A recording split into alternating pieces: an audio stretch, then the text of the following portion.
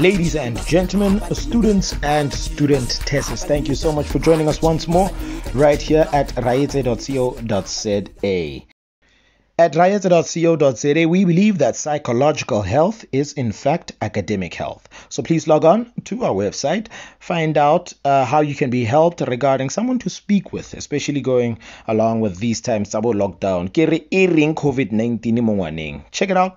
Right now though, Letlhogonolo Nthodi, very learned tutor of ours, is here to give you a breakdown on nervous conditions by Tsitsi Dangarembga. Thank you so much. That was a difficult surname, but finally I got it. Stay tuned. Let's check it out. Good day. It's Letlhogonolo Nthodi here, and I will be running you through nervous conditions in relation to the essay question that has been posed, instructing you to evaluate at least one male figure and one female figure, and explore how unfair domination is a running theme within the novel. Now, there are many complex relationships that are explored by Tsitsi Dangarembga. There are marital relationships between Tambu's mother and father, Babamkhulu and Maiguru. There are sibling rivalries between Nhamo and Tambu, as well as Babamkhulu and Jeremiah, that we have to explore, and we have to critically analyze if we're going to explore the complexity of unfair domination in the novel. Now, I think the most standout unfair relationship and the most obvious trajectory to take with this essay is the relationship between Tambu and her brother Namo, firstly a relationship of unfair domination in that they are of the same age group, but Namo, being a boy child, is allowed to go and pursue education in the missionary, and Tambu is made to stay. It is only when Namo passes on that Tambu now has an opportunity to go and further her studies. So in that way, there's an unfair domination within the sibling sphere, within the parental sphere, that sort of dictates that the rite of passage of education is dictated by gender.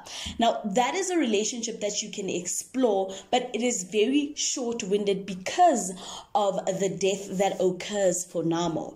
You would have to stretch your argument into very intricate nuances of what Tsitsi Dangarembga manages to do with these two figures. A relationship that I am personally biased towards of male and female domination is the one between Maiguru and Babamkhulu. I say this because they are husband and wife. They are married to each other, obviously, and they are both educated with a certain, we can argue that there is a level of proficiency that they have both come to for them to be educated, and that they are of one standpoint when they're educated.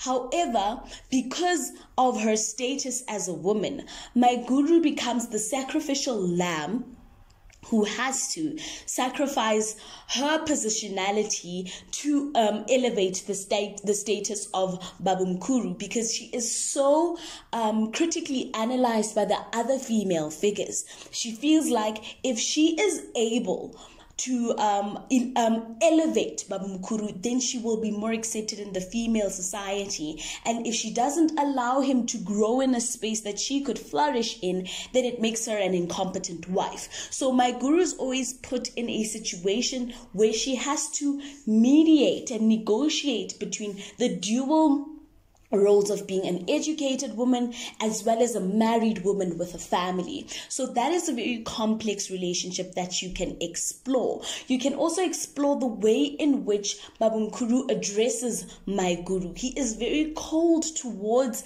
her as his wife, and he doesn't really acknowledge her her accomplishments and her accolades when they are within the domestic realm. He is always making her feel small within the domestic realm, constantly questioning her parenting when she is home, particularly with the girl child Nyasha, because she becomes so deviant as the book progresses. She also tends to lose a little bit of her mind.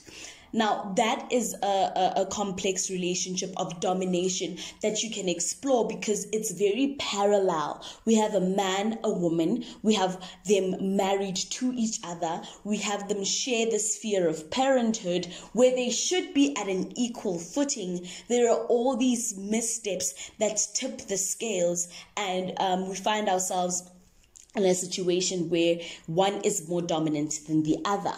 Another very interesting relationship that you can look at is the one between Jeremiah and his wife, who is Tambu's mother. The unfair domination is quite, I'd like to say it's gobsmacking, because the man is lazy. Jeremiah is extremely lazy. He doesn't put in half the work that the woman puts in at the homestead, and she is the one who stands surety for many of the household responsibilities, and he doesn't. And to double on that is the fact that he is not educated, and he is not aspirant to bettering the family. So the unfair domination between the two of them is in that it is just the status of manhood that puts him above his wife. Anything else, any other conduct of being a provider, of being educated, of alleviating his family out of poverty, he does not possess those qualities. So the kind of unfair domination between the two of them is just imposed by the culture of patriarchy. And we can always look at a very interesting and intricate triangle created by Tsitsi Dangarembga between Chido, Ntambu, and Nyasha. They double down on, they become this trifecta of characters where we have one boy child within the household who is taken more preference over the girl children, and the girl children are always putting themselves forth better than he does. He becomes ignorant towards the end. He thinks he is more elevated than they are. But truly, the only thing which we can relate back to Jeremiah that makes him tip the scales of domination over them is by virtue of being a man. So an argument that can be made is that unfair domination is a byproduct of patriarchy on the male side, and unfortunately you're not being asked to explore how there is unfair domination within the female sphere, because if you look at that as well, it could give you some very interesting pointers. I'd just like to give you an example that there is unfair domination between my guru and Tambu's mother, in that by virtue of being a domesticated woman, Tambu's mother unfairly dominates over the educated Western woman because of the values held in the culture. So those are just a few very interesting ideas that you can run through. The other peripheral characters won't add as much meat to your essay as these characters that I've tended to explore. And if you draw a diagram, sort of like a square, with the characters' names at each corner, you can see how you can draw parallels even across the families, or you can explore the two families and the marital relationships and the parental relationships there, and explore how maybe there could be unfair domination within the Babamkuru household and the Jeremiah household, because the essay says at least one female character and one male character. So I'd strongly advise you to explore 4 characters if you want a very meaty and comprehensive read that doesn't want you to pick up the nitty-gritties, because focusing on just 2 characters from the respective genders will have to have you comb out a lot lot of nitty-gritties, while when you look at all 4 characters, it will give you much better range. I do hope that that analysis was helpful, and that with your reading of the book, you find many other examples to help you out. If you need further clarity, you know how to get a hold of me. It's Letlhogonolo Nthodi on nervous conditions. Thank you.